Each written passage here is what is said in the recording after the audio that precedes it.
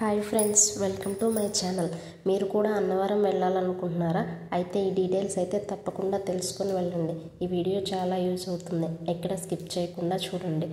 మీరు అన్నవరం వెళ్ళాలనుకుంటే హైదరాబాద్ నుండి అయినా లేదా మీ దగ్గరలో ఉండే ఏ స్టేషన్ నుంచి అయినా ట్రైన్స్ అయితే చాలా అవైలబుల్గా ఉంటాయి. మేమైతే విశాఖ ఎక్స్ప్రెస్కి వెళ్ళాము. నైట్ 7:30కి ట్రైన్ ఎక్కితే ఎర్లీ మార్నింగ్ 4:30కి అయితే అక్కడ దిగాము.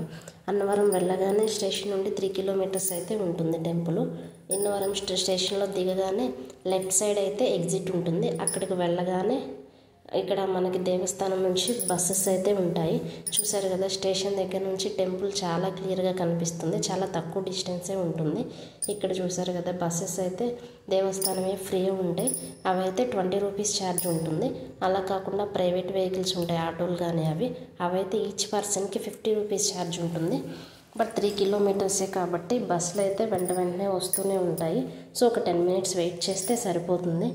చూసారు కదా, మేము వెళ్ళిన రోజైతే ఏకాదశి ఉంది. సో వ్రతం అయితే అందరూ ఆ రోజు చాలామంది చేయించుకుంటారు కాబట్టి బాగా ఫుల్గా రష్ అయితే ఉన్నారు, జనాలు చాలామంది ఉన్నారు. మేమైతే ఒక 20 మినిట్స్ అలా అక్కడ వెయిట్ చేసాము. ఒక 2-3 టైమ్స్ బస్సు వెళ్ళైతే వచ్చిన తర్వాత అయితే ఫ్రీగానే ఉంది. ఇక్కడ ఎక్కితే కొండ కింద కూడా దించుతారు స్టేషన్ నుంచి. మేమైతే ఇక్కడ కొండ కింద బస్ దిగాము.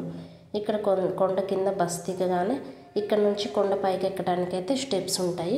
ఇక్కడ నుంచి స్టార్టింగ్లో ఇక్కడ స్వామివారి పాదాలు అయితే ఉంటాయి. ఇక్కడ నుంచి కొండ పైకి 500 స్టెప్స్ అయితే ఉంటాయంట. ఇక్కడ స్వామివారి భక్తులందరికీ అక్కడ కొంచెం పాదాలు పెట్టి అక్కడ కుంకుమ అయితే ఉంటుంది.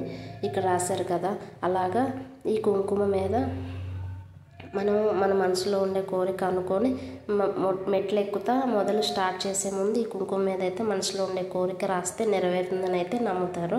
ఇక్కడ నుండి కొండ పైకి అయితే మొత్తం 500 స్టెప్స్ ఉంటాయని అన్నారు. కొంతమంది అయితే ఆ స్టెప్స్ నడుచుకుంటూ వెళ్తున్నారు, కొంతమంది అయితే పూజిస్తున్నారు పసుపు కుంకుమతోటి. ఇక్కడ నుండి అయితే 500 స్టెప్స్ ఉన్నాయి. మేమైతే నడుస్తూనే వెళ్ళాము. ఇక్కడ దారిలో అందరూ అయితే రాళ్ళతోనే హౌస్ లాగా కడుతున్నారు. ఒకదాని మీద ఒకటి పెడితే ఇల్లు కడతామని నమ్మకంతో. ఇక్కడ నుండి అయితే వెళ్తుంటే మధ్యలో చిన్న టెంపుల్స్ కూడా ఉన్నాయి. దుర్గమ్మ ఆలయం ఉంది ఇక్కడ. మధ్యలో వాటర్ అవి కూడా అన్నీ అయితే ఇక్కడ ఫ్రీగానే ఉన్నాయి. చాలా బాగుంది ప్లేస్ అయితే, పీస్ఫుల్గా అనిపిస్తుంది. ఎర్లీ మార్నింగ్ అట్లా స్టెప్స్ ఎక్కుతుంటే ఆ క్లైమేట్ కానీ, పక్కన చెట్లు, అక్కడ పక్కన ఒక చిన్న వాటర్ ఫ్లో లాగా అన్నీ చాలా పీస్ఫుల్గా ఉంది. ఎలాంటి సమస్యలు ఉన్న టెంపుల్లో అలా వెళ్ళగానే మనసు చాలా ప్రశాంతంగా ఉంటుంది కదా. ఇక్కడ కూడా నాకైతే చాలా బాగా నచ్చింది స్టెప్స్ ఎక్కుతుంటే. 500 స్టెప్స్ అయినా ఆల్మోస్ట్ ఒక 1/2 అవర్ 40 మినిట్స్లో అయితే మేము ఎక్కేసాము. పైకి వెళ్ళగానే 500 స్టెప్స్ ఎక్కగానే పైన అయితే లాకర్స్ ఉంటాయి, రూమ్స్ కూడా ఉంటాయి. ఆ రోజు ఫుల్ రష్ ఉండటం వల్ల మాకైతే రూమ్స్ దొరకలేదు.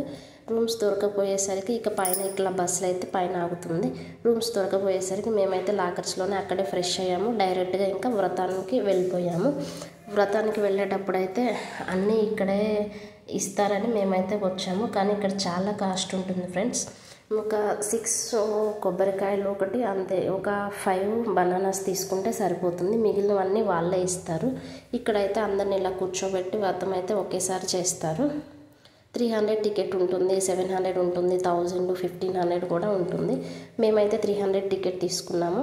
అన్నీ వాళ్ళే ఇస్తారు. ఒక క్లాత్, బియ్యము, పసుపు, కుంకుమ, ఆకులు అన్నీ వాళ్ళే ఇస్తారు. మనం జస్ట్ 6 కొబ్బరికాయలు 5 అరటికాయలు తీసుకుంటే సరిపోతుంది. అక్కడ ప్రసాదం అయితే చాలా స్పెషల్ కదా, ప్రసాదం కూడా వాళ్ళే ఇస్తారు. మనం వ్రతం అయిపోగానే మనకి వ్రతంలోనే ప్రసాదం ఇస్తారు. అక్కడ వ్రతం సెట్ వచ్చేసి మాకు 350 పడింది. బయట తీసుకుంటే చాలా తక్కువ అవుతుంది. మేము ఫస్ట్ టైం వెళ్ళటం వల్ల మాకు తెలియదు. ఇంకా ఏమన్నా సపరేట్ పూజలు చేయించుకోవాలంటే అక్కడైతే కనుక్కోవచ్చు. ఇక్కడైతే సత్యనారాయణ స్వామి మనకి వీరభద్ర స్వామి అవతారంలో కనిపిస్తారు. మళ్ళీ శివుడు స్వామి ఇటువైపు అనంతలక్ష్మి. సత్యనారాయణ స్వామి అమ్మవారి పేరు అనంతలక్ష్మి. ఇక్కడ ఇలా అందరినీ కూర్చోబెట్టి వ్రతం అయితే చేయిస్తారు. కానీ చాలా బాగా చేయిస్తారు. అంతమంది అని కూడా ఫాస్ట్గా చేయించకుండా ఒక 1.5 అవర్లో మంచిగానే చేపిస్తారు. మనకి కథలన్నీ కూడా వివరంగా బాగా చెప్తారు అర్థమయ్యేలాగా. స్వామివారు అయితే ఇక్కడ చాలా బాగున్నారు. ఎవ్రీ హాల్కి ఇట్లా స్వామిని పెట్టి అందరినీ అయితే కూర్చోబెట్టి బాగానే చేపించారు. ఇక్కడ 2000 రూపాయల టికెట్ అయితే ధ్వజస్తంభం దగ్గర చాలా దగ్గరగా అయితే చేపిస్తారంట. మేమైతే ఇక్కడ చేయించుకున్నాం. వ్రతం చాలా బాగా అనిపించింది. ఇక వ్రతం చేసుకోగానే డైరెక్ట్గా దర్శనానికి అయితే వెళ్ళిపోతాము. ఇంకా దర్శనం దగ్గర నుండి బయట మాకు ఆ రోజు దర్శనం చాలాసేపు పట్టింది. రష్ ఉండటం వల్ల ఆల్మోస్ట్ 5 hours పట్టింది. ఇక దర్శనం దగ్గర నుంచి దర్శనం చేసుకుని బయటకైతే వచ్చేసాము. బయట మళ్ళీ కొండ పైనుండి కూడా స్టేషన్కి డైరెక్ట్గా బస్సులు ఉంటాయి. ఇక అన్నదానానికి వస్తే డైలీ అయితే అన్నదానం పెడతారంట. ఆ రోజు కార్తీక మాసంలో వీకెండ్ అవ్వటాన పెట్టట్లేదు. అంటే ప్రసాదం అయితే పెట్టారు, కానీ పులిహార దద్దోజనం అవి అయితే పెట్టారు. చాలామంది వస్తారు కదా, అందుకని అయితే శనివారం ఆదివారం అన్నదానం అయితే పెట్టట్లేదంట ఫ్రెండ్స్. మేమైతే దర్శనానికి వెళ్ళొచ్చేసరికి ఆల్మోస్ట్ 1:30 అలా అయిపోయింది. ఇక మేము నైట్ స్టే చేద్దాం అనుకున్నాం. ఇక నైట్ అయితే పిల్లలందరూ అక్కడ చిన్నపిల్లలతోటి భరతనాట్యం అయితే చేశారు. చాలా బాగుంది ఫ్రెండ్స్. చాలా చిన్న పిల్లలు అయితే చాలా బాగా చేశారు. దేవస్థానం తరపున అక్కడైతే కళామందిర్లో అయితే చేపించారు. చాలా బాగా చేశారు. అందరూ అయితే సాయంత్రం బాగా కూర్చొని చూశారు చాలామంది అయితే. ఇక ఇంతటితో ఇక్కడ నుంచి అయితే మేము రూమ్స్ కూడా అయితే పైన కూడా ఉంటాయి. రూమ్స్ కింద ఉంటాయి, పైన ఉంటాయి. మాకైతే బెడ్లు ఉన్నాయి. మేము ఆ నైట్ అక్కడే స్టే చేసి ఎర్లీ మార్నింగ్ మళ్ళీ అయితే స్టార్ట్ అయిపోయాం. ఇక్కడ పంప రిజర్వాయర్ కూడా ఉంటుంది. వాటర్ ఫాల్ చాలా పెద్దది, చాలా బాగుంది దూరం నుంచి చూస్తుంటే. ఇక్కడ నుంచి అయితే ఇంకా నైట్ అక్కడే స్టే చేసి ఎర్లీ మార్నింగ్ మళ్ళీ ఫ్రెష్ అయితే స్టేషన్కి బస్సులు కూడా మళ్ళీ దేవస్థానం నుండి అయితే ఉంటాయి. ఇక్కడ నుంచి అయితే మళ్ళీ స్టేషన్కి వెళ్ళిపోయి చాలా ట్రైన్స్ అయితే అవైలబుల్గా ఉంటాయి.